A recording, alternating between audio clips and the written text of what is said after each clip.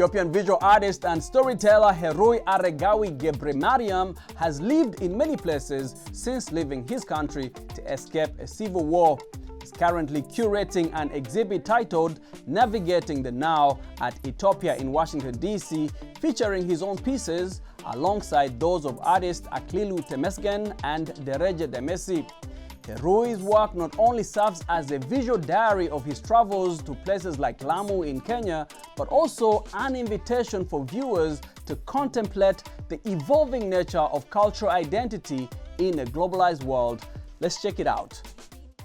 Heruy's art is a diary of his travels and experiences. His journey from Ethiopia to various places in the world has been documented on his canvases.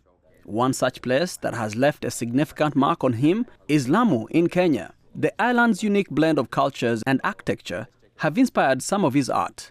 So this series, like part of, especially the four works here, are inspired by my stay in Lamu.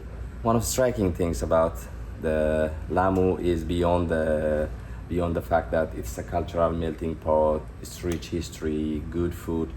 They have a unique building technique, which involves mixing corals with lime.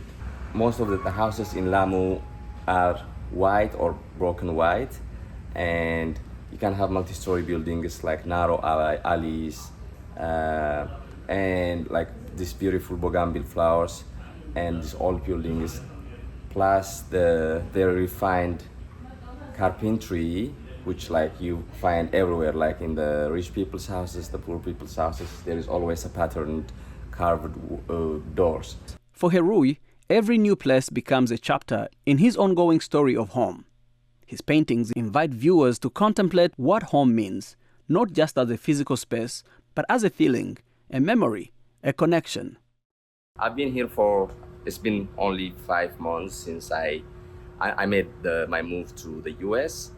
But between the place that I call home in northern Ethiopia, in Tigray, and moving to the US, I've stayed in for more than a year in Kenya. So yeah, the question have been lingering. What is home to you? It should be somewhere between, like it should be an overlap of like feeling safe and as well as feeling like belonging there, right? The idea of home is not just about the safety, it's about knowing you're surrounded by people who share same values, same language, like where you don't have to be conscious all the time, like a place where you run on autopilot, but you're accepted, like you don't have to make plans every single morning in order to be a human, an accepted human. Whether it's in Zanzibar, yeah, whether in Lamu, yes. Why did you choose to paint the door? Probably I was blown away by the beauty of it first, but that's one of the things I noticed, how the doors are different back home in East Africa, the places that I have lived in Ethiopia, in Kenya, in Uganda, especially in the small towns or even in the bigger towns, doors are usually open, and like the default state of doors is open, so someone needs to put an effort to close them.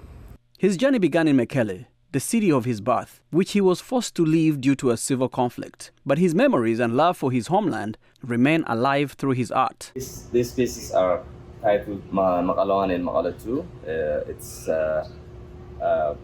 They are depictions of my hometown, Makala, where most of my family lives. And I made these paintings in 2022 while the war, the Tigray war was still active, and there was no communication with people living in the region, my friends and my family. So this is practically me trying to lift myself up and to live a love letter to my hometown.